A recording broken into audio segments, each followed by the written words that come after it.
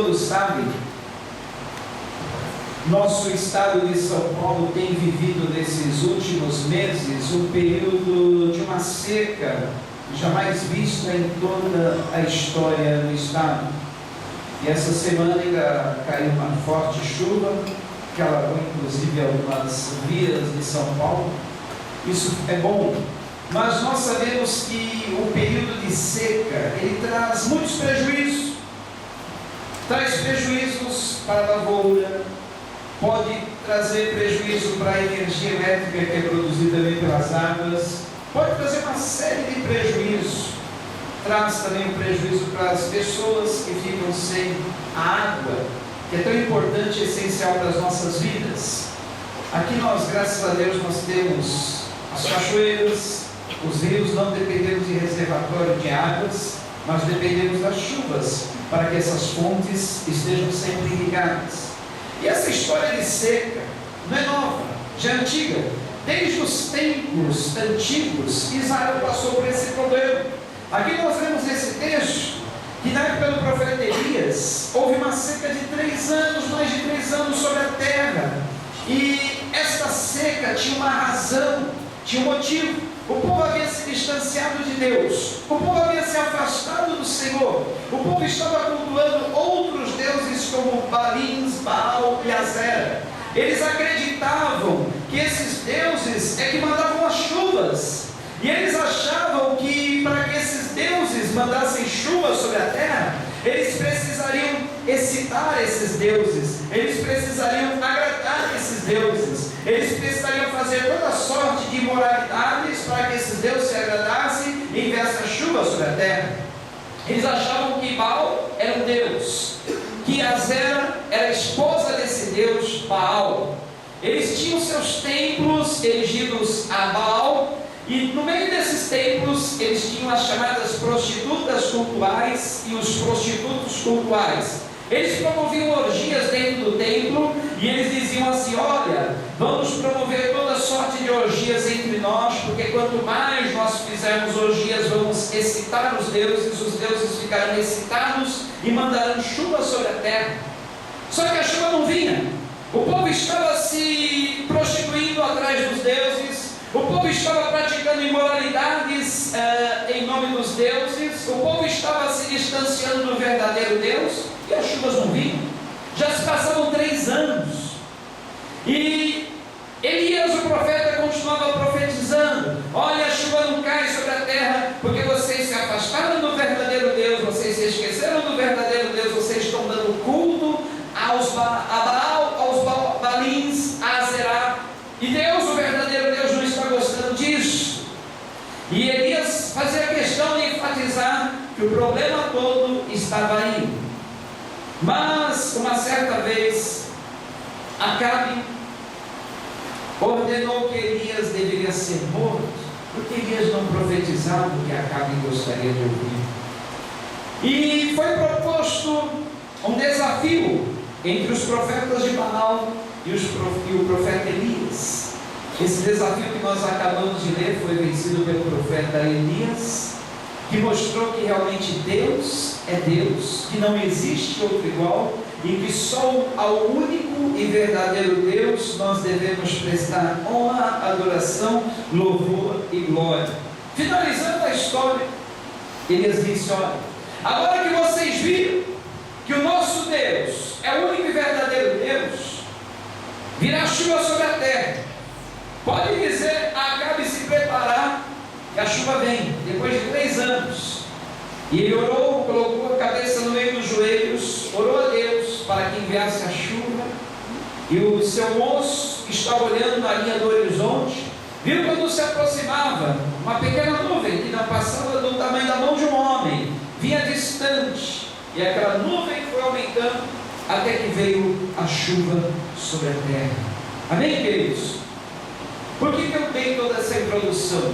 Porque na nossa vida, nós, falando agora, eu pessoalmente, você, nós, na nossa vida nós muitas vezes experimentamos períodos de seca espiritual, não é verdade? Eu e você muitas vezes passamos por isso. Parece que Deus se encontra longe, parece que as nossas orações não estão passando teto,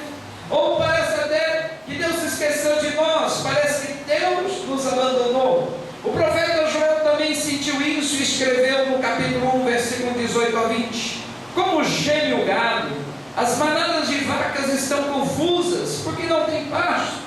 Também os rebanhos de ovelhas são destruídos.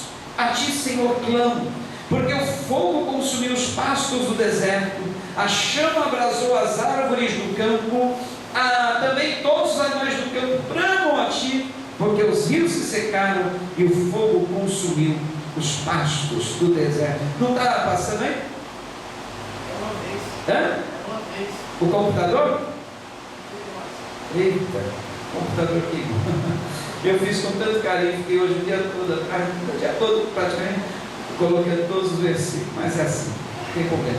Então, preste bem atenção, se você quiser abrir a sua Bíblia, o Salmo 32, versículo 7, olha só o que diz o salmista Davi, quando ele passou por esse período de seca espiritual.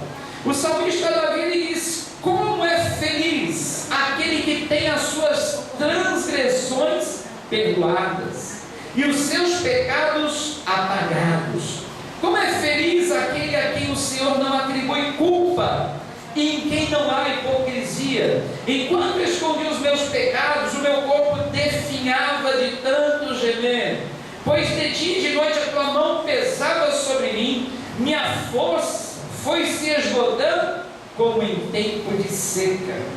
Então reconheci diante de ti o meu pecado, não encobri as minhas culpas. Eu disse: confessarei as minhas transgressões ao Senhor, e tu perdoaste a culpa do meu pecado. Portanto, que todos os que são fiéis orem a ti enquanto podem ser encontrados. Quando as muitas águas se levantarem, elas não os atingirão. Tu és o meu abrigo, tu me preservas das angústias e me cercarás de canções de livramento. Então pode acender as luzes, quem quiser acompanhar aí pela Bíblia. Voltou a funcionar. Então, Davi, ele quando estava nesse tempo de seca, nesse período de seca espiritual, ele disse assim: olha, pois de dia e de noite a tua mão pesava sobre mim, minha força foi se esgotando como em tempo de seca. Você já sentiu assim? Com as suas forças se esgotando como num tempo de seca? Parece que no tempo de seca a terra perde a força, os animais perdem a força, as plantas perdem a força, tudo se enfraquece. Davi se sentiu assim como num tempo de seca, a alma dele se definhando, a alma dele se enfraquecendo, a alma dele se secando a ponto de perder todas as forças. Mas ele diz: eu reconheci diante de ti o meu pecado, não encobri as minhas culpas, eu disse: confessarei as minhas transgressões ao Senhor, e ele diz: tu perdoaste a culpa do meu pecado. Portanto, ele escreveu assim: como é feliz aquele que tem as suas transgressões perdoadas e seus pecados apagados. Como é feliz aquele a quem o Senhor não atribui culpa e em quem não há hipocrisia. O salmista descobriu o segredo de poder novamente revigorar sua alma, de poder novamente sentir a alegria da salvação, de poder novamente se sentir como terra irrigada e não terra seca. Uma simples coisa: ele lembrou-se de conversar com Deus, confessar a Deus as suas fraquezas, as suas transgressões, as suas maldades, o seu pecado, falar da sua situação para Deus. É simples. 1 João 9, se confessarmos os nossos pecados, Ele, o Senhor, é fiel e justo para nos perdoar os pecados e nos purificar de toda injustiça. Converse com Deus. Se você estiver se sentindo assim, com a tua alma definhada, como que em terra seca, como que cada dia se enfraquecendo, converse com o Senhor, fale da sua situação sem hipocrisia nenhuma, diga o seu real estado para Deus. Olha, Deus, eu estou me sentindo assim, o que eu posso fazer, o que tu pode fazer por mim? Eu clamo a ti, eu peço a ti. Então são 4 coisas que nós precisamos fazer. O esboço está aí também, e cada versículo está também anotado. Pode apagar agora essa luz aí no meio para que você possa ler. Primeira das 4 coisas que nós temos que fazer quando nós nos próximo, pode passar o próximo. Primeira das 4 coisas que nós temos que fazer para esse precisamos fazer quando a nossa alma se encontra definhada, quando estamos passando por esse período de seca? A primeira coisa é esperar em Deus. O Salmo de número 37, melhor dizendo 27, diz assim: espere no Senhor, seja forte, coragem, espere no Senhor, espera no Senhor, anima-te, e Ele fortalecerá o teu coração. Espera, pois, no Senhor. Vamos dizer junto comigo? Espere no Senhor, seja forte, coragem, espere no Senhor, espera no Senhor, anima-te, e Ele fortalecerá o teu coração. Espera, pois, no Senhor. Amém? O segredo é esperar, queridos. A terra, quando está seca, ela espera pela chuva, ela espera pacientemente pela chuva que vem do céu. E tem um tempo, ao tempo que Deus derrama a chuva seródia, a chuva tardia sobre a terra, a chuva que vem regar, a chuva que vem refrigerar, a chuva que vem revigorar.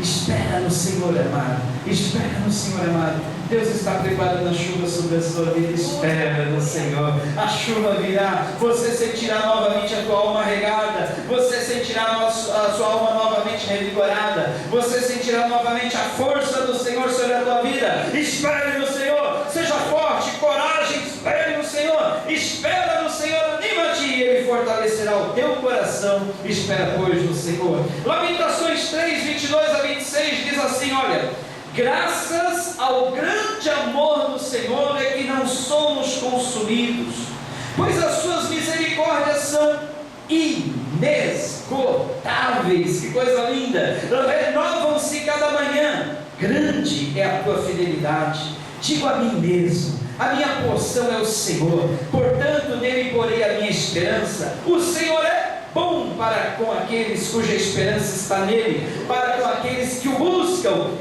É bom esperar tranquilo pela salvação do Senhor. Espere pela salvação do Senhor. O Senhor não te abandona, o Senhor jamais te abandonará. O Senhor estará sempre contigo. O Senhor vai te revigorar, o Senhor vai mandar chuva sobre a sua vida, o Senhor vai mandar chuva sobre a tua terra, o Senhor vai mandar chuva sobre o teu lar, o Senhor vai mandar chuva sobre a tua família. A chuva do revigoramento, a chuva do revivamento, a chuva do frescor espiritual para você que estava se sentindo seco.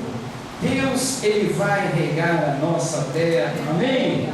Salmo 130, versículos 5 a 8. Olha só que lindo: espero no Senhor com todo o meu ser, e na sua palavra ponho a minha esperança. Espero pelo Senhor mais do que as sentinelas pela manhã. Sim, mais do que as sentinelas esperam pela manhã.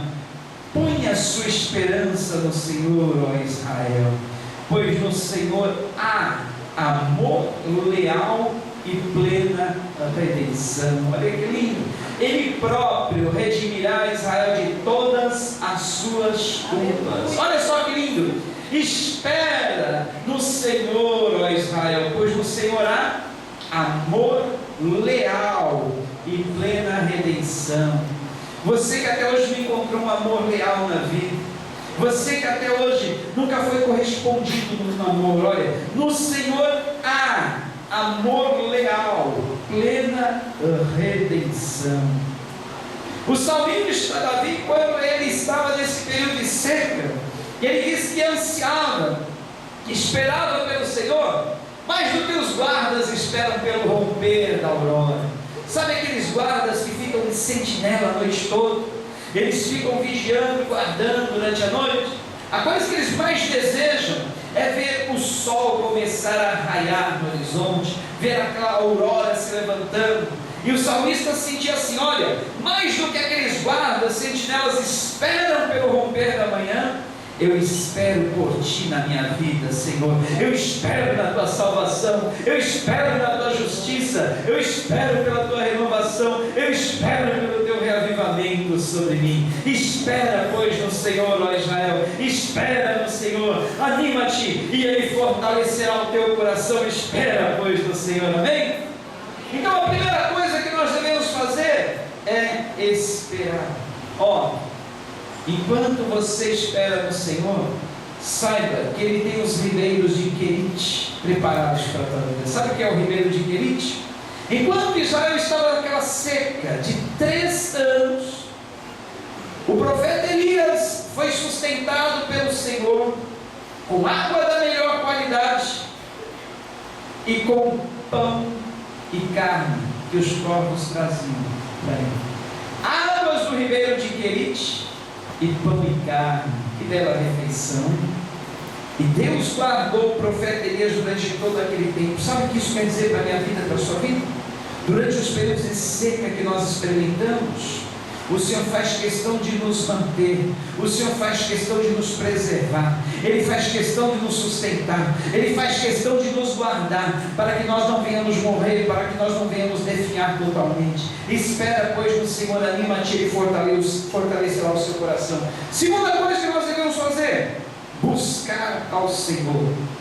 Salmo 105, versículo 4 a 8 diz assim: recorram ao Senhor e ao seu poder, busquem sempre a sua presença, lembre-se das maravilhas que Ele fez, dos seus prodígios e das sentenças de juízo que pronunciou.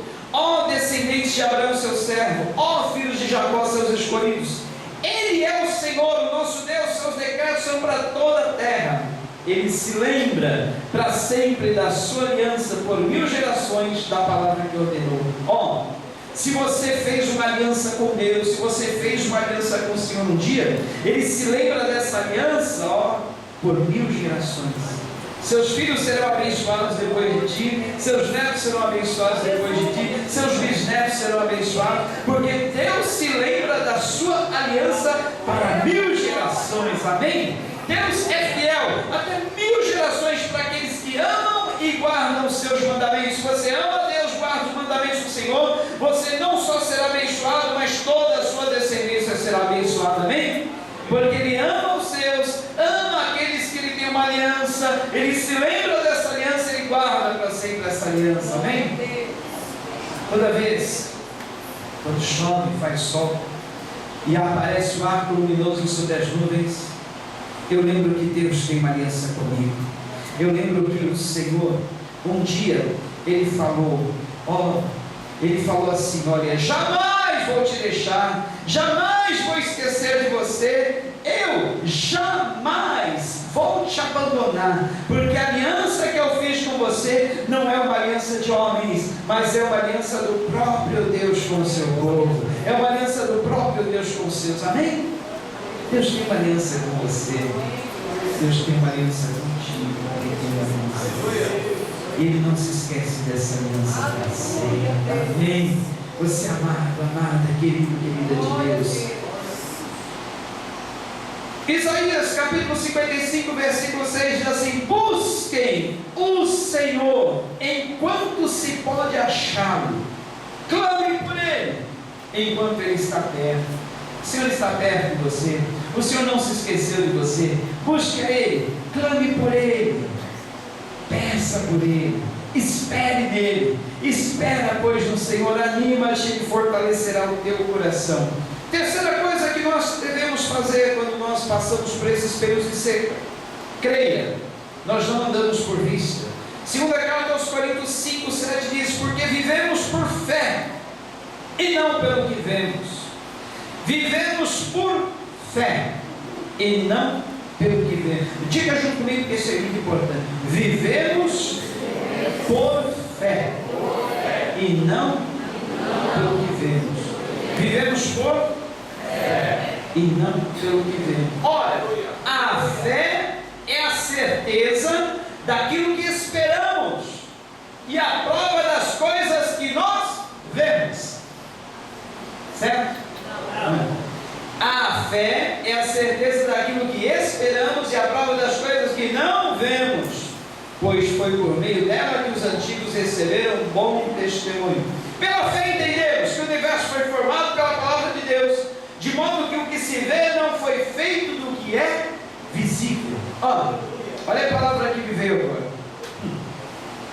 Deus tinha um propósito de levantar uma grande nação, um grande povo, Ele escolhe um homem, e ele faz essa promessa a esse homem: olha, eu vou levantar de você uma grande nação, uma grande dependência. Só que ele dá a esse homem, para realizar a promessa dele, uma mulher estéril. E ele dá essa promessa a esse homem, e reafirma essa promessa, quando esse homem já está com 75 anos de idade. O que um homem de 75 anos de idade poderia esperar numa situação dessa? Ele pensou assim: será que Deus vai realmente me dar um monte de filhos nessa idade avançada? E ainda com a minha mulher estéril. A fé para esses momentos, né?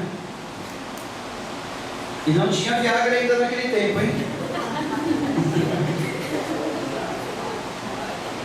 O que o homem pode esperar? Abraão foi chamado pai da fé, porque nesse momento ele creu contra a esperança. Ele creu independente da circunstância, independente da situação. Ter fé quando as coisas estão fáceis, quando as coisas não estão complicadas, quando dá tudo certo, é fácil. O difícil é ter fé quando todas as circunstâncias dizem não, quando tudo diz o contrário. O difícil é ter fé quando nós vemos as coisas, é fácil. Mas o difícil é ter fé quando nós não vemos, ou quando vemos o contrário. Mas a fé é exatamente aquilo que nós não vemos, é a certeza daquilo que nós não vemos, é a convicção das coisas que nós esperamos, a certeza dos fatos que nós não vemos. Ter fé é não andar pelo aquilo que nós vemos, mas é andar contemplando o invisível, é andar contemplando aquilo que não existe, é contemplar aquilo que não está formado, é contemplar feito aquilo que não está feito, é contemplar criado aquilo que não está criado. E nesse período, 25 anos, não foi 1, 2, 3, 4, foi 25 anos que Abraão esperou. Eu fico imaginando a secura que a alma dele ficou, a secura que a alma da sua esposa ficou. Deserto, 25 anos. Cadê as promessas de Deus? Cadê a promessa que Deus falou? Cadê aquilo que Ele prometeu? 25 anos. Ó, mas quer saber de uma coisa? Se você está em terra seca, se você está em terra deserta, você está no caminho do milagre. O caminho do milagre passa pela terra seca. O caminho do milagre passa pela terra deserta. Eu posso ver isso quando o povo de Israel saiu do Egito. Para ver o milagre do mar se abrir, eles caminharam pelo deserto, pela terra seca. Quando, antes de entrar na terra da promessa, atravessar o rio Jordão, eles caminharam pelo deserto, pela terra seca. Antes de ver todos os seus inimigos derrotados, eles caminharam pelo deserto, pela terra seca.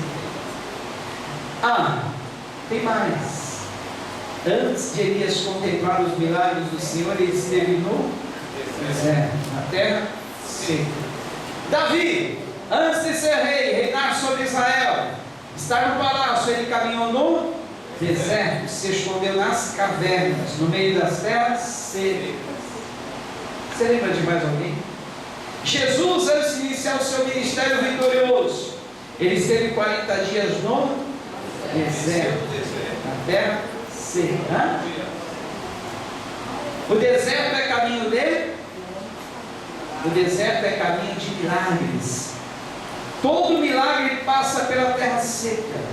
Todo milagre passa pelo deserto. Se você está sentindo deserto na terra seca, você está a caminho de um grande milagre que vai acontecer na sua vida. Eu profetizo em nome de Jesus. O milagre está chegando aí, o milagre está vindo aí, porque você está no caminho certo. Você sente a sua alma seca, você sente-se no deserto, você sente em terra árida. O milagre é por aí mesmo, meu irmão e irmã. Sabe por quê? É nesse tempo de seca, é nesse tempo de deserto que a nossa alma busca mais anelante, a nossa alma busca mais sofrer, a nossa alma busca com mais ansiedade pelo Senhor.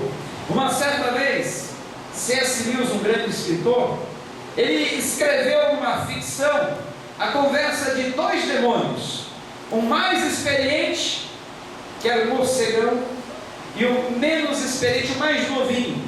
E ele falava assim: olha, meu querido filho, quando você tiver que derrubar um crente, um filho de Deus, jamais tente derrubá-lo quando ele se estiver sentindo no vale, quando ele se estiver se sentindo para baixo, quando ele estiver se sentindo como numa terra seca. Você não vai conseguir.